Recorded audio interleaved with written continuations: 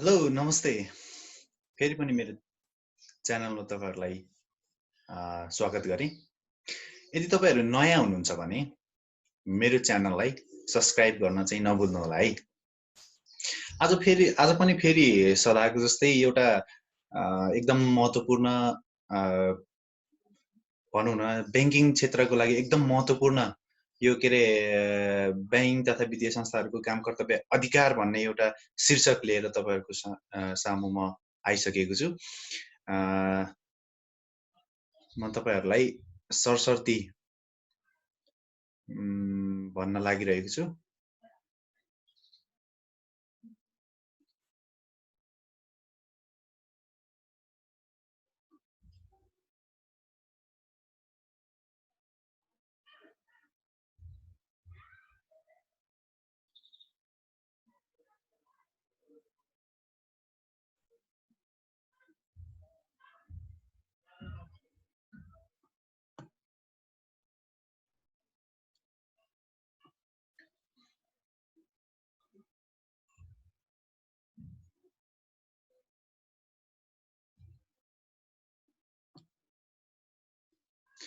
यो चाहिँ तपाईँ हामीले एकदमै महत्त्वपूर्ण क्वेसन मानिन्छ हैन। यो ब्याङ्किङ एक्जामहरूमा पनि प्राय सोधिराखेको हुन्छ र यो चाहिँ हामीले जान्नै पर्ने एकदम जान्नै पर्ने कुराहरू पनि हो। त्यही भएको हुनाले तपाईँहरू समक्ष मैले एकदम सर्टकट बनाएर लिएर आएको छु हैन।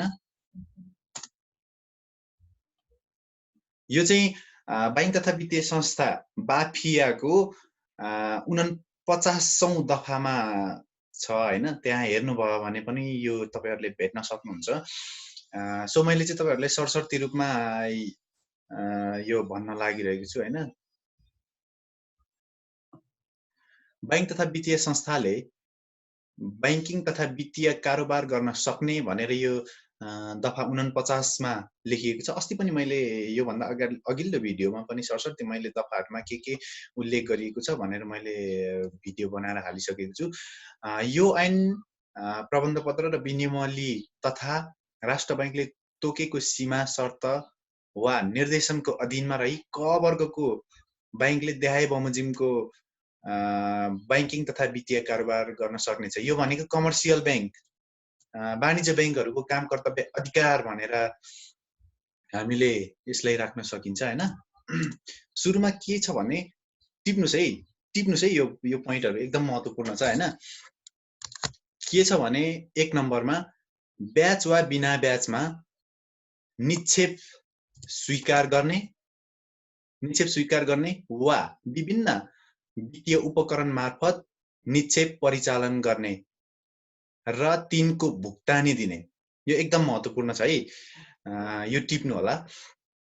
खमा के छ भने विद्युतीय उपकरण वा साधनको माध्यमबाट निक्षेप स्वीकार गर्ने, भुक्तानी दिने, लेनदेन गर्ने, मध्यस्थ कर्ताको काम गर्ने र रकमान्तरण गर्ने यो दिएको छ।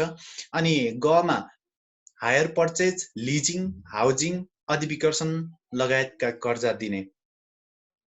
त्यसैगरी घमा परियोजना तथा हाइपोथिकेसन धितो राखी कर्जा दिने वा छुट वा यो मिस्टेक भएछ, सहवित्तीयकरणको आधारमा धितो विभाजन यो भयो। टिप्नु होला है, एकदम यो महत्त्वपूर्ण छ व्यवस्था गर्ने। अनि त्यसैगरी ङमा के छ भने विदेशी बैंक वा वित्तीय संस्थाको जमानतमा कर्जा दिने। त्यसैगरी अर्को के छ भने आफू कहाँ पहिले नै धितो र रहिसकेको चल अचल सम्पत्तिको मूल्यले खामेसम्मको रकम कर्जा दिने वा अन्य बैंक वा वित्तीय संस्थामा धितो रहिसकेको चल अचल सम्पत्तिको पुनर्धितोमा त्यसको मूल्यले खामेसम्मको। यसलाई सर्टकटमा कसरी भन्न सकिन्छ भने धितोले खामेसम्मको चाहिँ हामीले फेरि पनि कर्जा दिन सकिन्छ। आफ्नो ग्राहकको तर्फबाट जमानत पत्र जारी गर्ने र सो बापत ग्राहकसँग आवश्यक शर्त गराउने, निजको चल-अचल सम्पत्ति धितो बन्धक लिने वा तेस्रो व्यक्तिको जेठा जमानत लिने, धितो बन्धक सुरक्षणमा लिएको सम्पत्ति प्राप्त गर्ने, धारण गर्ने तथा सो सम्बन्धी अन्य कारोबार गर्ने। त्यसैगरी अर्को छ आवश्यकता अनुसार राष्ट्र बैंकबाट पुनर्कर्जा लिने वा अन्य बैंक तथा वित्तीय संस्थाबाट कर्जा लिने दिने। यो पनि महत्त्वपूर्ण छ है, एकदम यसलाई ध्यान दिनु होला। त्यसैगरी परियोजनाको प्रवर्धनको लागि नेपाल सरकार वा अन्य स्वदेशी वा विदेशी निकाय मार्फत प्राप्त भएको रकमबाट कर्जा प्रवाह गर्ने वा कर्जा व्यवस्थापन गर्ने। त्यसैगरी अर्को नम्बरमा छ प्रचलित कर्जा अपलेखन विनियमावलीको अधीनमा रही कर्जा अपलेखन गर्ने। त्यसैगरी अर्को छ पुँजीकोष पूरा गर्ने प्रयोजनका लागि शेयर, डिबेन्चर, ऋणपत्र आदि जारी गर्ने। त्यसैगरी अर्को भनेको प्रतिपत्र, विनिमय पत्र, प्रतिज्ञा पत्र, चेक, यात्रु चेक, ड्राफ्ट वा अन्य वित्तीय उपकरणहरू निष्कासन गर्ने, स्वीकार गर्ने, भुक्तानी दिने, डिस्काउन्ट गर्ने वा खरिद बिक्री गर्ने। त्यसैगरी अर्को विद्युतीय अर्को रहेको छ विद्युतीय कारोबारका लागि डिजिटल तथा कार्ड लगायतका वित्तीय उपकरण जारी गर्ने, स्वीकार गर्ने, व्यवस्थापन गर्ने, सो सम्बन्धी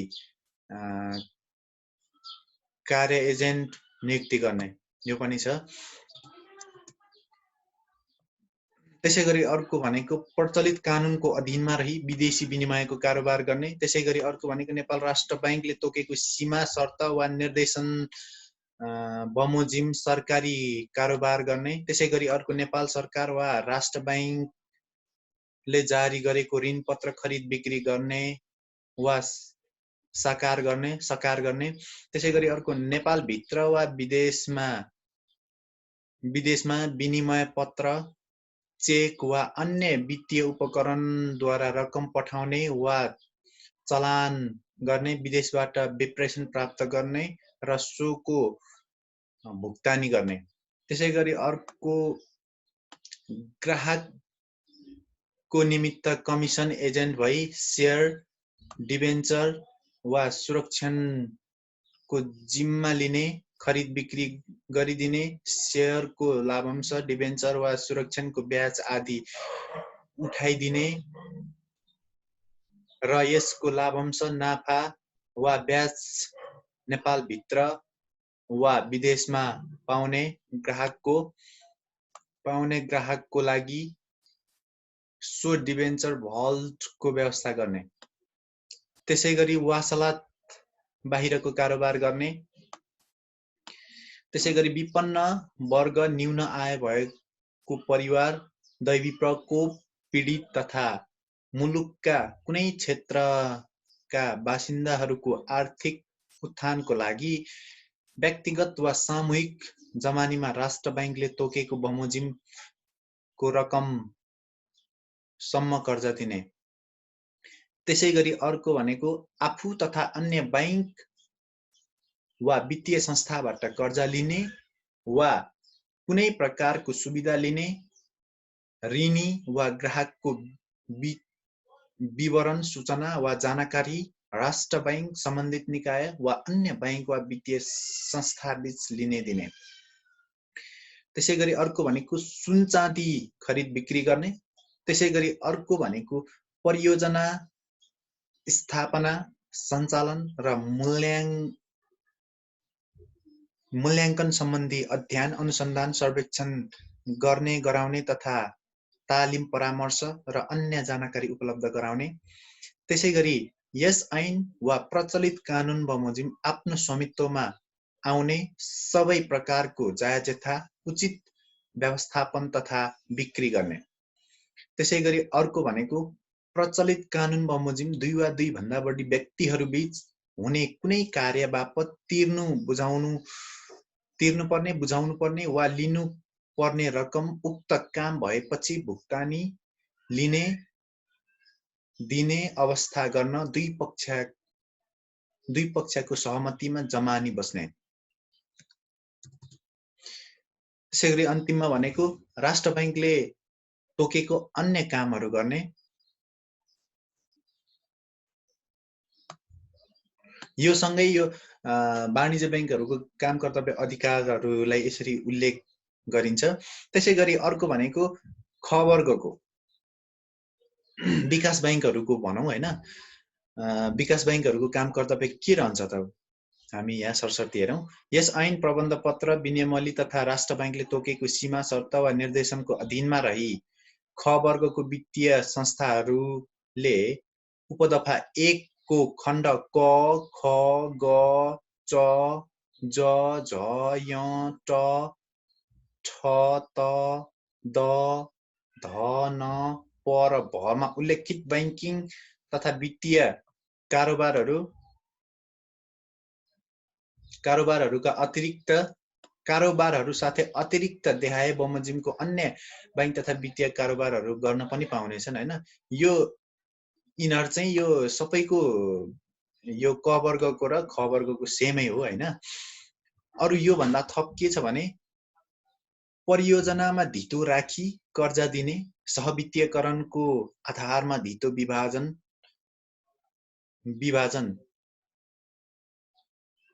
पारिपासु गर्ने गरी आपसमा भएको सम्झौता अनुसार संयुक्त रूपमा कर्जा दिने दिलाउने व्यवस्था गर्ने।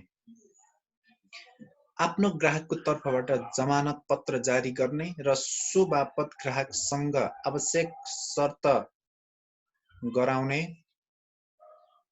निजको चल-अचल सम्पत्ति धितो बन्धक लिने वा तेस्रो व्यक्तिको जेठा जमानत लिने। त्यसैगरी विनिमय पत्र, प्रतिज्ञा पत्र, चेक, यात्रु चेक, ड्राफ्ट जारी गर्ने, स्वीकार गर्ने, भुक्तानी दिने, डिस्काउन्ट गर्ने वा खरिद बिक्री गर्ने। त्यसैगरी अर्को रहेको छ आफ्नो चल अचल सम्पत्ति धितो राखी कर्जा लिने। आफ्नो चल अचल सम्पत्ति धितो राखेर पनि कर्जा लिन पाउँछ हैन। राष्ट्र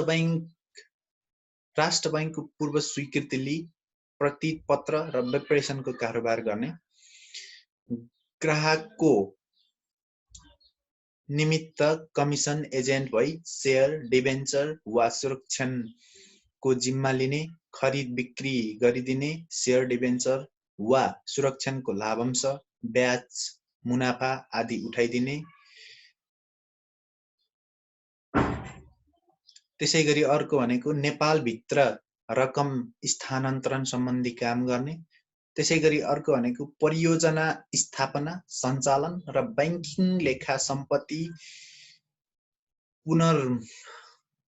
सम्पत्ति कर्जा मूल्याङ्कन सम्बन्धी अध्ययन, अनुसन्धान, सर्वेक्षण गर्ने गराउने तथा तालिम, परामर्श, अन्य सेवा प्रदान गर्ने तथा जानकारी उपलब्ध गराउने। त्यसैगरी अर्को भनेको राष्ट्र बैंकले तोकेको अन्य कामहरू गर्ने। यो दिएको बुदाहरू चाहिँ क वर्गको सँग अब मिल्छ हैन, त्यही लेख्नु होला। अर्को भनेको 3 मा के छ भने यो ऐन प्रबन्ध पत्र विनियमली तथा राष्ट्र बैंकले तोकेको सीमा शर्त निर्देशनको अधीनमा रही अब चाहिँ वित्त कम्पनीहरू ग वर्ग भनेको हाम्रो वित्त कम्पनी, वित्त कम्पनीहरूको काम कर्तव्य अधिकारले यहाँ दिएको छ। त्यसमा पनि क, ख, च, ज, य, ट, त, द, न, प र भ मा उल्लेखित चाहिँ सबै पर्छ। त्यसबाहेक अन्य यसरी उल्लेख गर्न सकिन्छ। हायर पर्चेज, लिजिङ, हाउजिङ लगायतको कर्जा दिने, अन्य बैंक तथा वित्तीय संस्थासँग मिली सहवित्तीयकरणको आधारमा धितो विभाजन पारिपासु गर्ने गरी आपसमा भएको सम्झौता अनुसार संयुक्त रूपमा कर्जा दिने। त्यसैगरी आफ्नो चल अचल सम्पत्ति धितो राखी कर्जा कर्जा लिने। त्यसैगरी अर्को आफ्नो जायजथाको उचित प्रबन्ध गर्ने, बिक्री गर्ने वा बहालमा दिने। अर्को भनेको विनिमय पत्र, प्रतिज्ञा पत्र, चेक, यात्रु चेक, ड्राफ्ट वा अन्य वित्तीय उपकरणहरू जारी गर्ने, स्वीकार गर्ने, भुक्तानी दिने, डिस्काउन्ट गर्ने वा खरिद बिक्री गर्ने। त्यसैगरी अर्को राष्ट्र बैंकको स्वीकृति लिई विदेशी मुद्राको कारोबार गर्ने। त्यसैगरी अर्को कुनै पनि व्यक्ति, फर्म, कम्पनी, संस्थालाई सवारी साधन, मेसिन, औजार, उपकरण, घरायसी, टिकाउ सामान वा त्यस्तै अन्य चलचल सम्पत्तिको लागि किस्ताबन्दी वा हायर पर्चेज कर्जा उपलब्ध गराउने। त्यसैगरी अर्को भनेको कुनै व्यक्ति, फर्म, कम्पनी वा संस्थालाई सवारी साधन, मेसिन, औजार, उपकरण, घरायसी, टिकाउ सामान वा त्यस्तै चलचल सम्पत्ति भाडामा लिन वा कर्जा, लिजिङ, फाइनान्स उपलब्ध गराउने वा त्यस्ता चलचल सम्पत्ति भाडामा लिने या दिने। त्यसैगरी अर्को छ आफ्नो ग्राहकको तर्फबाट जमानत पत्र जारी गर्ने र सो बापत ग्राहकसँग आवश्यक शर्त गराउने, सुरक्षण लिने, निजको चलचल सम्पत्ति धितो बन्धक लिने वा तेस्रो व्यक्तिको जेठा जमानत लिने। त्यसैगरी अर्को छ आफ्नो सम्पत्तिको कुनै अंश वा पुरै बिक्री गर्ने वा लिजमा दिने। त्यसैगरी अर्को भनेको खरिद गरिएको कुनै पनि वस्तुको तत्काल वा पछि भुक्तानी गर्ने, डिफर्ट मूल्य अर्को खरिदकर्तालाई बिक्री गर्नु परेमा बिक्री संस्था र विक्रेताको सहमति अनुसार सो वस्तुको मूल्य तय गर्ने। त्यसैगरी राष्ट्र बैंकले तोकेको अन्य काम गर्ने। त्यसैगरी अब माइक्रो फाइनान्स, लघु वित्तको लागि यस ऐन, प्रबन्ध पत्र, विनियमावली र राष्ट्र बैंकले तोकेको सीमा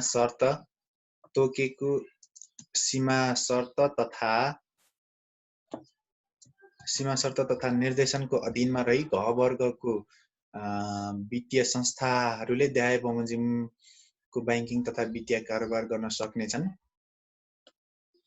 राष्ट्र बैंकले तोकेको अनुसारको परियोजना, बचत कायम गरेको समूह वा समूहको सदस्यहरूलाई लघु व्यवसाय सञ्चालन गर्ने कुनै चलचल सम्पत्ति सुरक्षण वा जमानत लिई वा नलिई लघु कर्जा दिने। बैंक वा वित्तीय संस्था वा स्वदेशी विदेशी सङ्घ वा संस्था आदिबाट कर्जा वा अनुदान प्राप्त गर्ने र त्यस्तो कर्जा वा अनुदान लघु कर्जा वितरण वा सो कार्यलाई प्रभावकारी बनाउने कार्यमा प्रयोग गर्ने, तर विदेशी सङ्घ वा संस्था आदिबाट कर्जा वा अनुदान लिनु अघि राष्ट्र बैंकको स्वीकृति लिनुपर्ने। लघु कर्जा उपलब्ध गराउनु अघि जुन कार्यको लागि कर्जा माग भएको हो सो सम्बन्धी कार्यको मूल्याङ्कन गर्ने र त्यस्तो कार्यको सम्भाव्यता छ छैन पहिचान गर्ने। त्यसैगरी अर्को लघु कर्जा परिचालन सम्बन्धमा समूहलाई आवश्यक पर्ने सेवा तथा परामर्श प्रदान गर्ने। त्यसैगरी अर्को 5औं नम्बरमा लघु कर्जा समयमा असुल उपर गर्नेतर्फ आवश्यक कारबाही गर्ने। त्यसैगरी 6औं नम्बरमा राष्ट्र बैंकको स्वीकृति लिई राष्ट्र बैंकले तोकिदिएको शर्त बन्देजको अधीनमा रही निक्षेप स्वीकार गर्ने तथा त्यस्तो निक्षेपको भुक्तानी दिने। त्यसैगरी 7औं नम्बरमा पुँजी कोष पूरा गर्ने प्रयोजनका लागि शेयर, डिबेन्चर, ऋणपत्र आदि जारी गर्ने। त्यसैगरी अर्को भनेको आफू तथा अन्य कुनै बैंक वा वित्तीय संस्थाबाट कर्जा वा कुनै प्रकारको सुविधा लिने ऋणी वा ग्राहकको विवरण, सूचना वा जानकारी राष्ट्र बैंक, सम्बन्धित निकाय वा अन्य कुनै बैंक तथा वित्तीय संस्थाबीच लिने दिने। त्यसैगरी राष्ट्र बैंकले तोकेको अन्य काम गर्ने, यो छ माइक्रो फाइनान्स लघु वित्तको काम कर्तव्य अधिकार। त्यसैगरी यसमा पूर्वाधार विकास बैंकको पनि म थोरै चर्चा गरिहालेँ। पूर्वाधार विकास बैंकको पनि यहाँ काम कर्तव्य अधिकारहरू रहेको छ। यो ऐन प्रबन्ध पत्र नियमावली र राष्ट्र बैंकले तोकेको सीमा शर्त तथा निर्देशनको अधीनमा रही पूर्वाधार विकास बैंकले देहाय बमोजिमको कारोबार गर्न सक्नेछन्। कमा पूर्वाधार विकास सम्बन्धी परियोजनाहरूमा कर्जा प्रवाह तथा शेयरमा लगानी गर्ने। त्यसैगरी खमा पूर्वाधार विकास सम्बन्धी परियोजना सञ्चालन गर्ने कम्पनीको धितो पत्रमा लगानी गर्ने। त्यसैगरी गमा पूर्वाधार विकास बैंक सम्बन्धी परियोजनाहरू निर्माण तथा सञ्चालनको लागि आवश्यक मेसिन उपकरण तथा औजारको खरिद बिक्री वा आपूर्ति वा जडान सम्बन्धी कारोबारको लागि प्रतिपत्र खोल्ने तथा जमानत पत्रहरू जारी गर्ने। त्यसैगरी घमा राष्ट्र बैंकको स्वीकृति लिई पूर्वाधार विकास बैंक सम्बन्धी परियोजनाहरूमा लगानी गर्न आवश्यक रकम जुटाउनको लागि विभिन्न प्रकारको स्वदेशी वा विदेशी मुद्रामा वित्तीय उपकरण जारी गर्ने तथा ऋण प्राप्त गर्ने। त्यसैगरी ङमा दीर्घकालीन प्रकृतिको निक्षेप स्वीकार गर्ने वा डिबेन्चर जारी गरी स्रोत परिचालन गर्ने। त्यसैगरी चमा राष्ट्र बैंकको स्वीकृति लिई लिजिङ कारोबार गर्ने। त्यसैगरी छमा विदेशी बैंक तथा वित्तीय संस्थाको जमानत स्वीकार गरी परियोजनामा कर्जा तथा सुविधा प्रदान गर्ने। त्यसैगरी राष्ट्र बैंकले तोकेको अन्य कार्यहरू गर्ने। यसमा मैले तपाईहरुलाई के जानकारी गराएँ भने आजको यस भिडियोमा पहिलो नम्बरमा भनेको कमर्सियल बैंक वाणिज्य बैंकहरूको काम कर्तव्य अधिकार र त्यसैगरी दोस्रो भनेको विकास बैंकहरूको काम कर्तव्य अधिकार। त्यसैगरी तेस्रोमा वित्त कम्पनीहरूको काम कर्तव्य अधिकार र चौथोमा लघु वित्त माइक्रो फाइनान्सको काम कर्तव्य अधिकार र अन्तिममा मैले तपाईहरुलाई पूर्वाधार विकास बैंकको काम कर्तव्य अधिकारको बारेमा पनि मैले तपाईहरुलाई यहाँ जानकारी गराएको छु। यदि तपाईहरुलाई यस भिडियो उपयुक्त लागेको खण्डमा लाइक, शेयर र सब्स्क्राइब गर्न नभुल्नुहोला। अन्य भिडियोहरू पनि तपाईहरुको माझ म ल्याउने छु भन्दै अहिलेको लागि बिदा दिनुहोस्। आज्ञा चाहन्छु। हस्, धन्यवाद।